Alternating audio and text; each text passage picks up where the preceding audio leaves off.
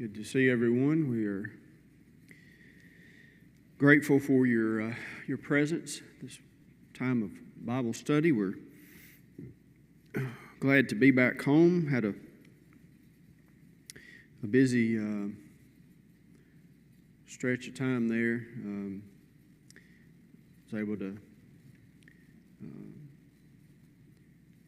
speak at South Haven, and then we were gone, of course, that next week. So it feels like we've not been here in a while. And I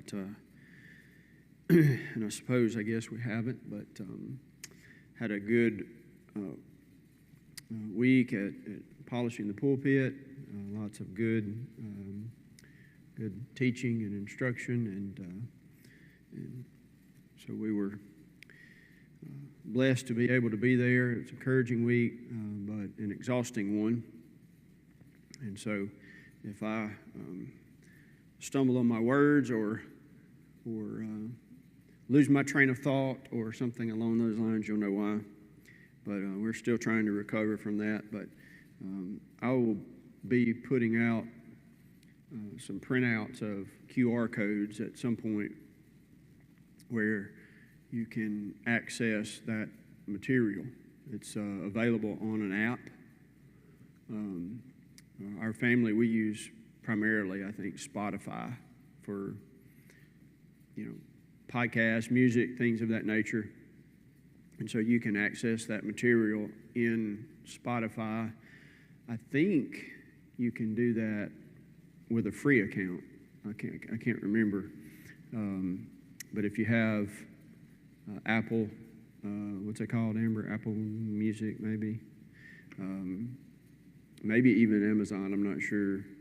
I'll have to try to find out exactly what all the platforms are wherein that information is available, but you'll have access to every lesson. So I'm not sure exactly how many that is this year,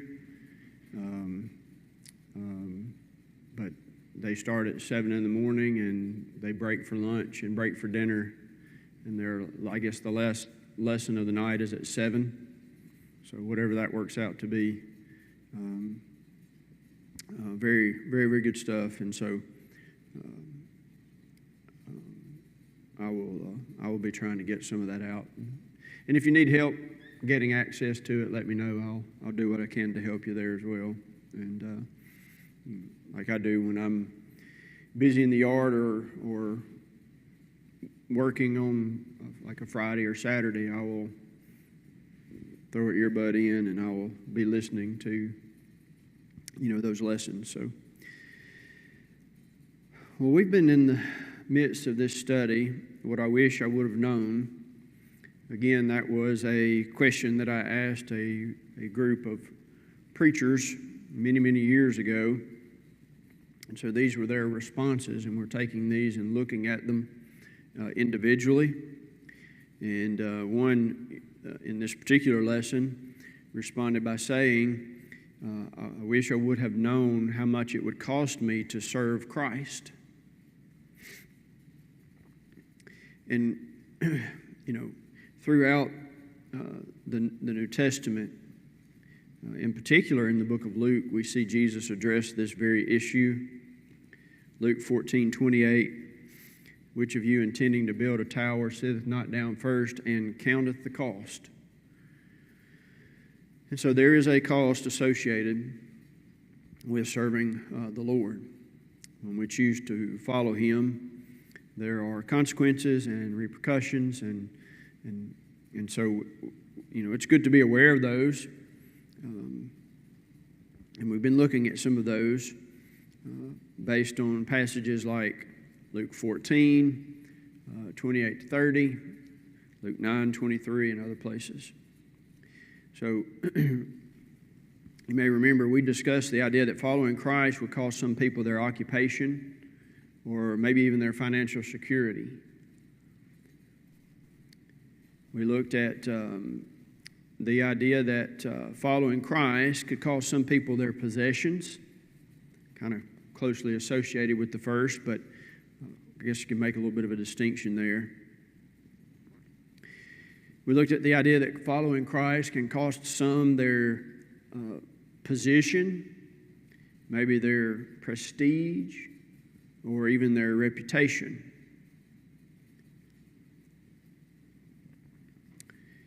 And I think, if I had this marked correctly, we were looking at this idea that following Christ could cost some people relationships and social acceptance. Now, relationships are important. Why? Why are relationships important?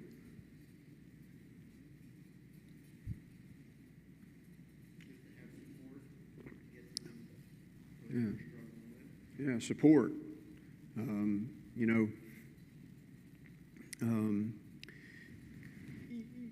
Think about our home and the structure of the home and what you received from your home growing up. Now, understandably, not all homes are what they should be, and sometimes those are bad situations. But in general, you receive, support. You receive teaching or instruction. You receive, spiritual support, maybe emotional support, maybe. There are any number of things that come to mind as we think about relationships and their importance. And even then, social acceptance, like everybody, I think, has built within them this desire to be accepted. I think that's one of the basic needs of every human being. They want to be accepted, be understood, and accepted. Here's a situation where following Christ could cost us in those areas. It could be a family member, someone who's close, someone who's been important in your life. It could be a good friend, someone who's been there for you, who has, been an encourager, or been someone who would be there for you to speak with or talk to about struggles or what have you. Sometimes following Christ can cost us in those ways. So relationships and social acceptance.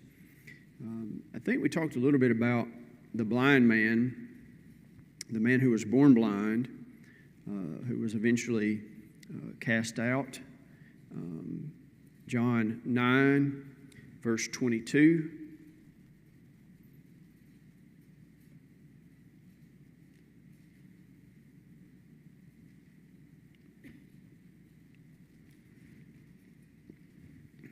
John 9, 22. These words spake his parents because they feared the Jews. For the Jews had agreed already that if any man did confess that he was the Christ, he should be what? Put out of the synagogue. Well, you suppose there was any struggle with the Jews in the first century and the change, of their religion? How long had they been worshiping under this quote unquote religion? Yeah, like some 1,500 years or so, I think it was. Maybe a little more. So this was traditional. This was something that was handed down. It was generational. And here's a situation where if someone confesses that he is the Christ, you face this danger or this threat of being really cut off from the place of worship. It might affect you personally, it affects your family, it affects your friends. John 9, 34 to 38, we read, they answered and said unto him, Thou wast altogether born in sins, and dost thou teach us? And they cast him out. Jesus had heard that they had cast him out.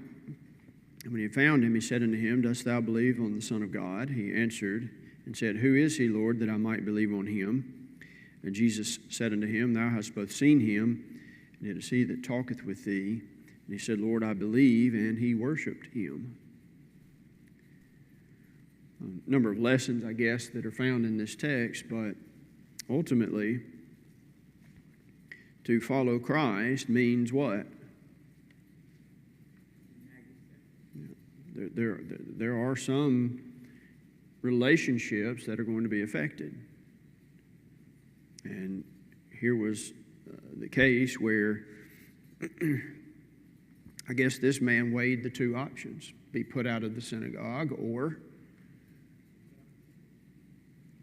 confess what you know to be true and leave the consequences to God. That's what faith always does, incidentally.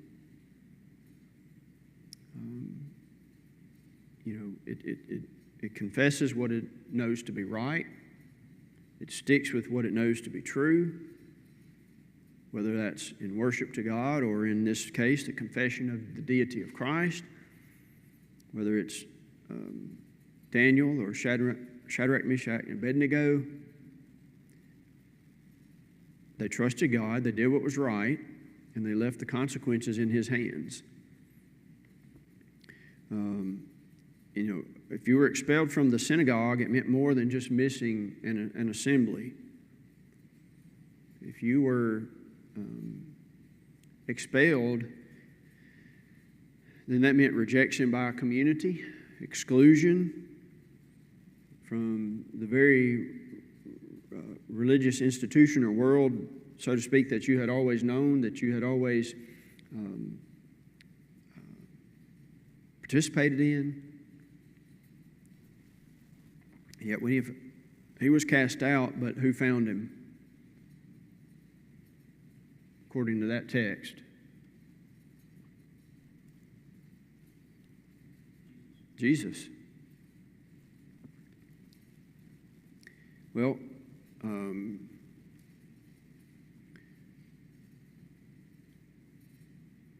confessing Christ, living for the Lord, so to speak, may close doors. Anybody ever experienced that? And yet, as the old saying goes, when one door closes, another opens. And so confessing Christ may close some doors, and yet at the same time it may open others for us. The important thing is to know and understand that following Him will cost in this way. So we must always choose Him no matter what doors may be closed. We must remember and understand that others will open. Another example would be Paul.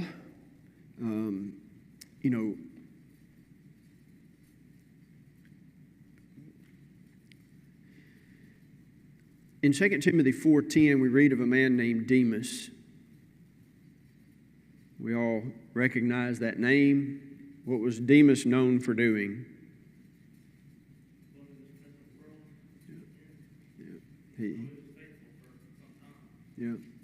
He was a co-worker of Paul. He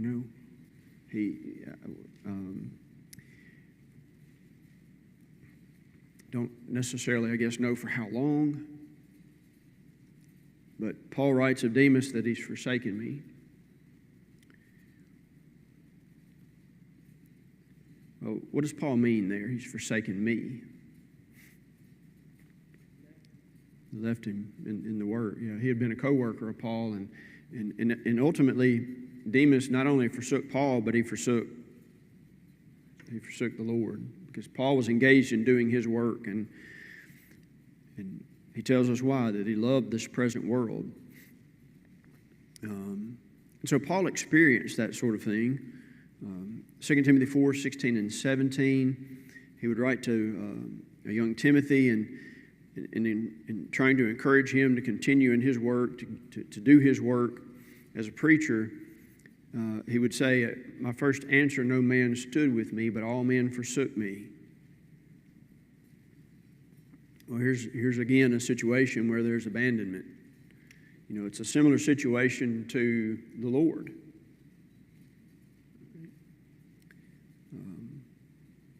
Paul would pray for them, and then he would assure Timothy that even if everyone does forsake you, if you're doing right, if you're doing what the Lord requires, if you're striving to live faithfully, who will always stand with you? Yeah. Notwithstanding, the Lord stood with me and strengthened me.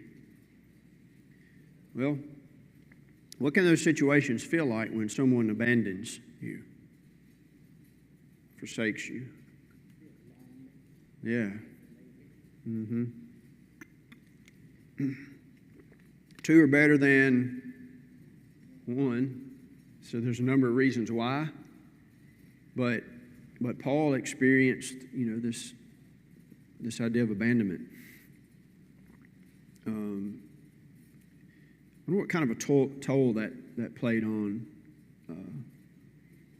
the Apostle Paul.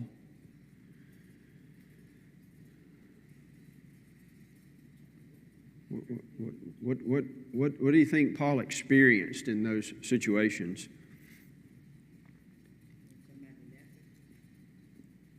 Yeah, somebody forsaking him or abandoning him, or maybe he felt rejected.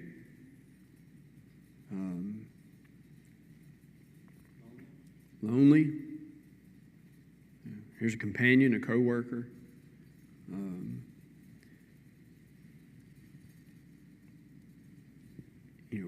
For whatever reason. Sometimes Paul seemingly was left alone, deserted. What does it mean to have human support in an endeavor like this, in an effort like this?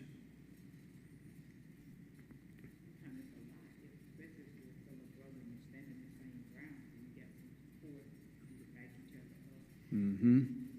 Yeah. Somebody who understands exactly where you're at. Yeah. An outsider. That's right. When you have somebody who is in the trenches, so to speak, with you, engaged in this type of work, and it's really it's the mentality of us against the world, right? You've made a decision to follow Christ, and that in and of itself is isolating because of the decision to follow Him. And that was something that Jesus taught the disciples early. If you follow me, here's what you need to be prepared for. And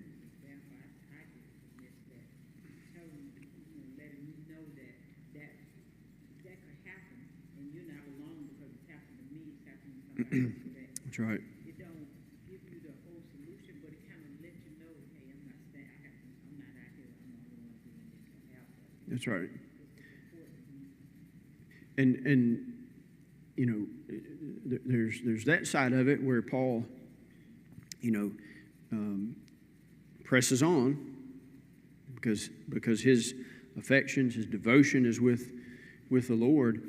There's the other side of it wherein you think about Paul and let's ask this question. Paul, and he says it in the text, but the Lord stood with me and strengthened me. Well, let's ask this question. Does the presence of the Lord erase or take away or somehow negate the pain and the hurt that a person would feel in a situation where they were abandoned? No. And so, Paul, he writes of it. It was on his mind. It was on his heart. No doubt he was concerned for Demas or for others that had forsaken him. And we do know and understand that the absence of human support does not mean the absence of Christ. And so it may cost us companionship. It may cost us co-workers. But it will never cost us the presence of the Lord. Well, that's a cost that we have to be willing to pay. Some of our brethren are going to turn back. They're going to go back to the world. Maybe they're going to follow the path of Demas, or maybe, there are any number of reasons why. But that's a reality. That will happen. Well, how do we respond to that? It's going to hurt. It's going to cause emotional pain and suffering, and maybe a lot of prayer and a lot of sleeplessness, depending on how close we are to that brother or sister. But the assurance or the comfort is that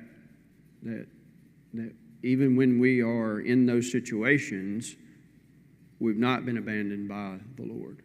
Christ does not abandon. In the next example, we can talk a little bit about family relationships. Matthew 10, 34 to 37.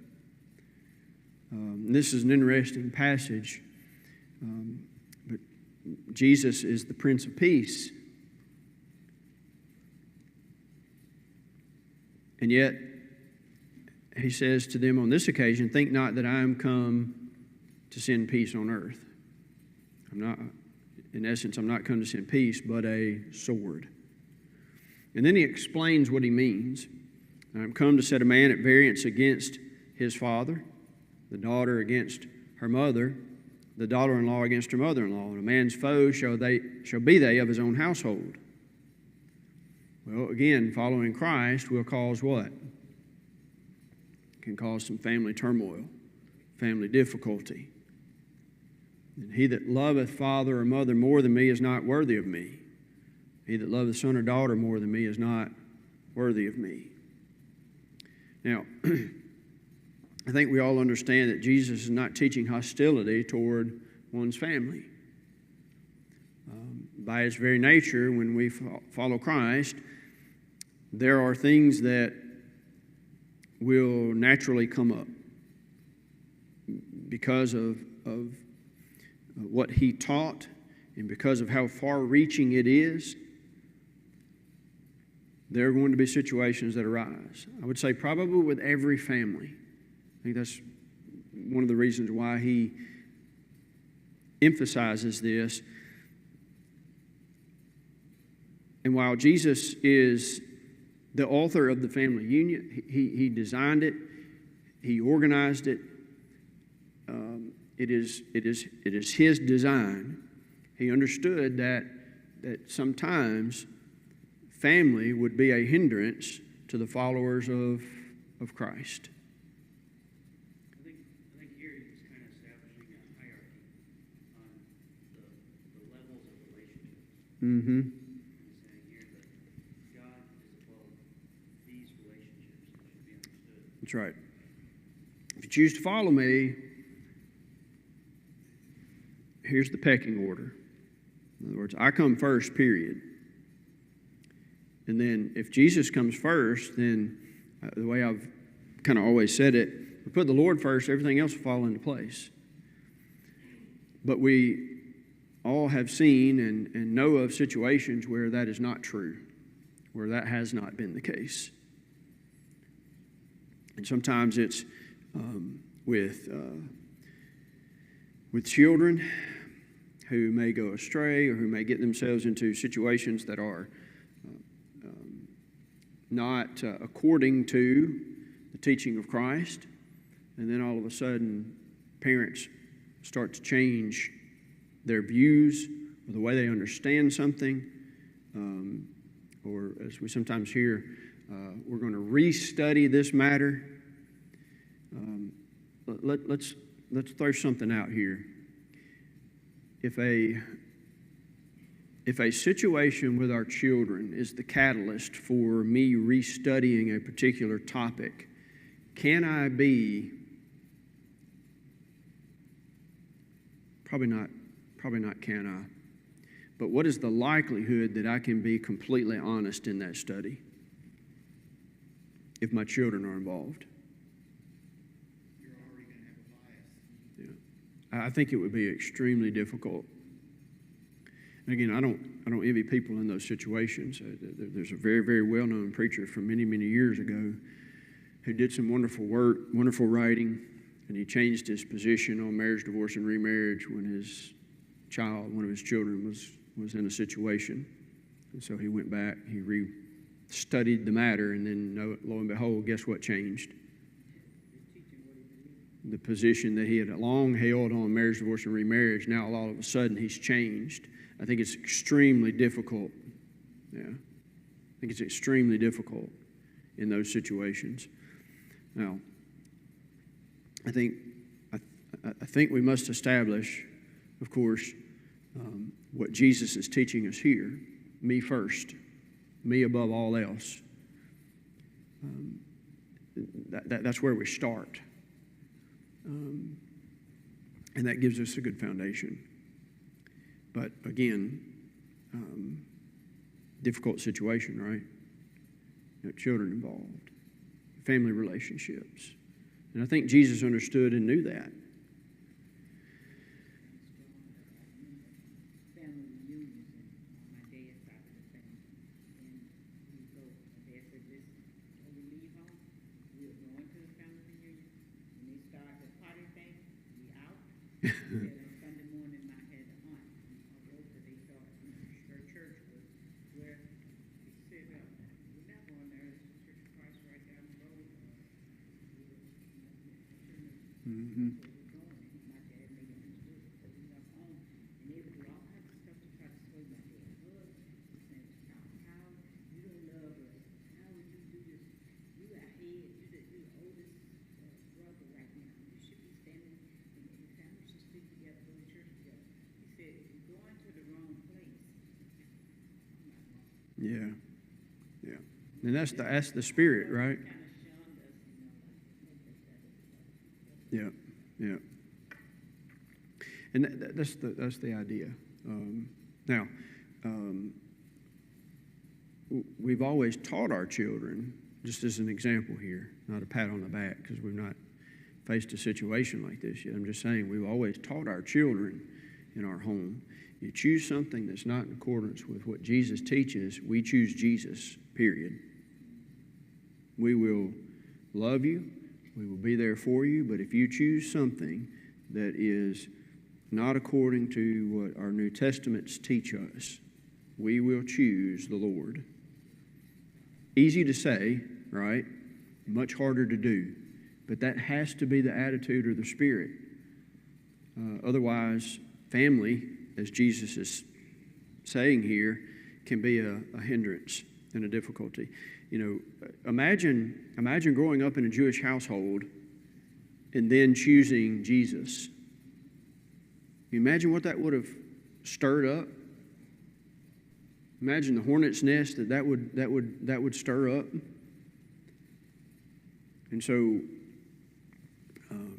you know, Jesus is speaking to people here who are going to be doing that very thing. This Jewish audience, you know, they're going to be choosing him above their father's religion, above this system that had been implemented for over 1,500 years. And so you had tradition, you know, a lot of history behind all of that. And to the average Jew, you're abandoning God's set order of things. It wouldn't have been easy to do. And sometimes in the religious world, you see that. Here's a person who obeys the gospel, and they maybe turn away from denominationalism of some kind. And it's the same thing. People, I have found, people value in some cases, as a family, they value their inherited religion more than they do,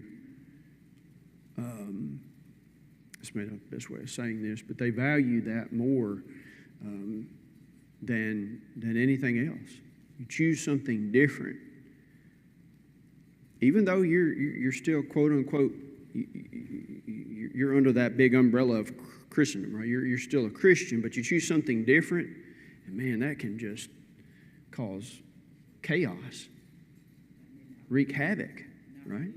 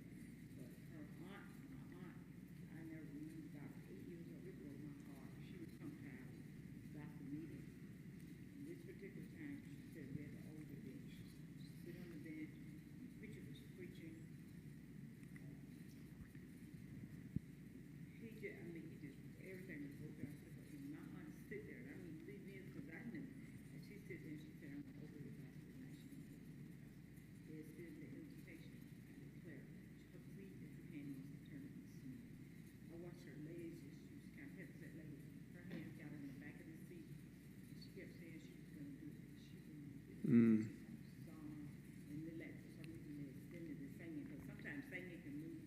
That's right.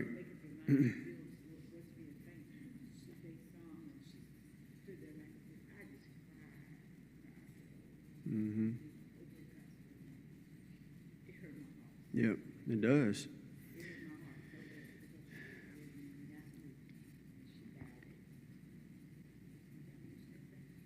Yeah, our allegiance has got to be to the Lord, period. More than family and more than, an inherited religion, okay?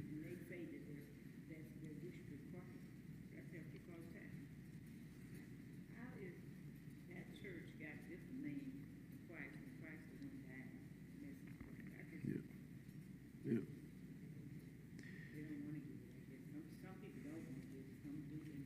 Yeah.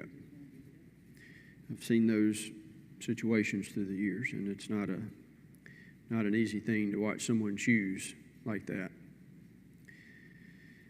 Well, in the next place, we're going to move into this idea that following Christ will cause some people comfort, safety, and physical well-being. Comfort, safety, physical well-being. I guess Paul stands out here as an example. When you look at the life of Paul, you find a repeated cycle of suffering, and that physically. In 2 Corinthians 11, beginning at 23, Paul, of course, is not gloating here. He's defending his apostleship, and he's showing to the Corinthians, what he was willing to endure for the cause of Christ. This was not Paul being proud or boastful, but in this defense, he says, "Are they ministers of Christ? I am more, in labors more abundant, in stripes above measure, in prisons more frequent, in deaths oft. Of the Jews, 5 times received I 40 stripes, save one." Now, we just stop there. Let that marinate for a minute. 5 times Paul was beaten with stripes. 39 save one. Or 40 save one. 39. 5 different times. It's no wonder Paul would say over in Galatians, "I bear in my body the marks of the Lord Jesus." You imagine what his back looked like?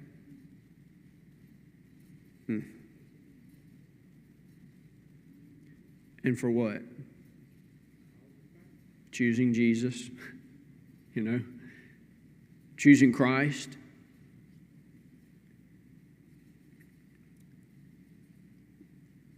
Thrice I was beaten with rods.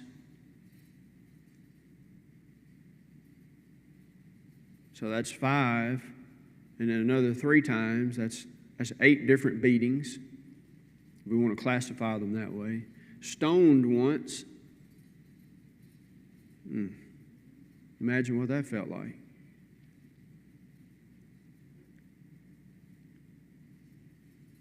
You know, we used to play dirt clod wars when I was a kid. You ever play those? There's a farm right beside the house, and we'd go out in that farmer's field, and we'd separate, and we'd just launch dirt clods at each other. Those things would hurt. Can you imagine a stone? You know, what was the purpose of a stoning, incidentally? Stoning would be for execution. Yeah, it was execution. It just put you to death, right? Thrice I suffered shipwreck. 3 shipwrecks in his life. A night and a day have I been in the deep, and journeyings often. Think about how much he traveled and the difficulty of travel back in that day. Well, we just drove to Sevierville. What was it, 6.5 hours? Probably 7 by the time we stopped and all that. I mean, think about it, that's almost a day's work in traveling. And, you know, that you get home, you get to your location. How do you feel when you get there after driving that far? Just worn out, right? And that's in a nice automobile that rides smooth. And you imagine walking or riding an animal that far? Journeyings often, perils of water, perils of robbers. You know, that was common in that day.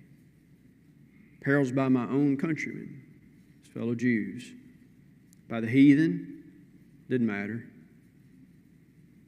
Perils in the city and perils in the wilderness. Paul says, doesn't matter where I go, there's trouble. Everywhere I go, there's people. And where there's people, there's trouble, sin. And he faced it everywhere he went. False brethren, weariness, painful, watchings, hunger and thirst, fastings often, cold, nakedness, not having the appropriate clothing at certain times.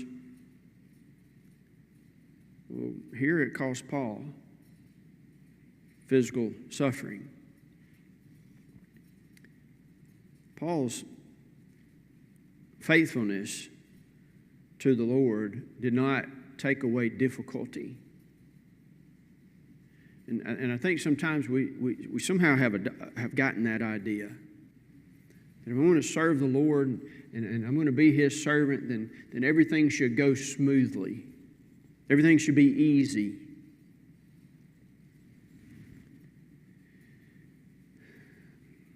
Well,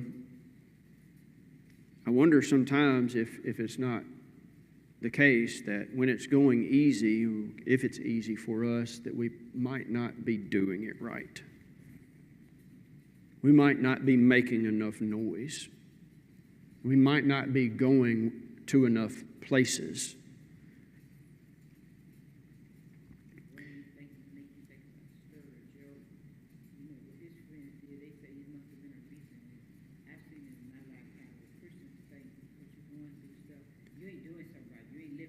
Mm-hmm.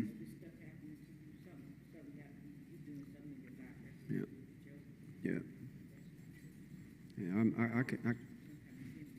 That's right. I can imagine Paul facing some of that. You know, it seems to be a common idea amongst just humanity in general. Well, your God is, the God you serve, he's, maybe he's punishing you, or the God you serve, maybe he's, this or this or this. Sometimes that's the way people think. So it does not shield us from difficulty. In fact, following Christ for Paul placed him in that very path of hardship and difficulty and trial. And so how do you measure those situations? Is God faithful in that while we're suffering? Absolutely. Yeah, absolutely. You don't judge God's faithfulness or yours for that matter by the absence of suffering. You judge it rather by the presence of God, the purpose of God. Was I able to accomplish God's will in this while at the same time suffering? And if so, then you've been successful. Yes, sir. When we studied in James, it was that how we're counted all joy when we face various trials, and that produces patience. Mm-hmm. So for us to think that when everything is riding smooth, that we're doing good, I would say it's almost kind of the opposite. Like when we're doing good, we are facing trials, we are being strengthened, we are growing in that patience, in that long suffering. We are to experience that. If that's not happening, then like you said, are we really doing anything? Yeah, right, right. Like I would say that facing those trials is a sign of, Yep. of testing the faith. Yeah, exactly. Think about the faith of Paul and how that would have grown through these situations, as opposed to not facing anything like what we read about in the New Testament. Like we face maybe some persecution by way of things that people say. Those things can be hurtful, right? But we don't face the physical side of it. Maybe we face a little bit the emotional side of it, with the way that people can slander or backbite or whatever avenue through which it may come. And you can grow through those things. That's their intent and their purpose. And imagine the faith of Paul as opposed to someone who never really suffered. I figured out, I think, several years ago, that your faith really does not grow until you suffer. What do you think about that? That's exactly right. Hebrews 5, he learned obedience through the things which he suffered. So there is a sense in which, faith really can't grow and mature without the presence of what? Trouble, trial, hardship, persecution.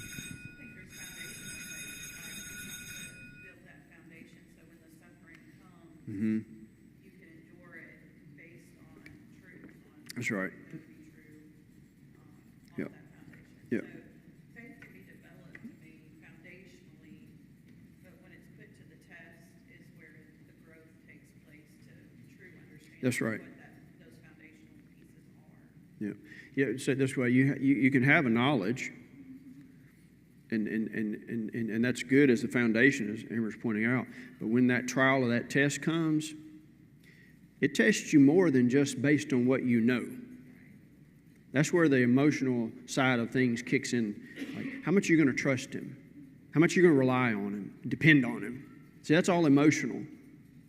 That's the emotional side of man. If that foundation is not there, like Amber says, if that foundation is not there, you're probably going to wither up and isolate and really struggle through the difficulty that you're facing. And so we have to make sure that's there. But okay, very good stuff. Appreciate the comments as always.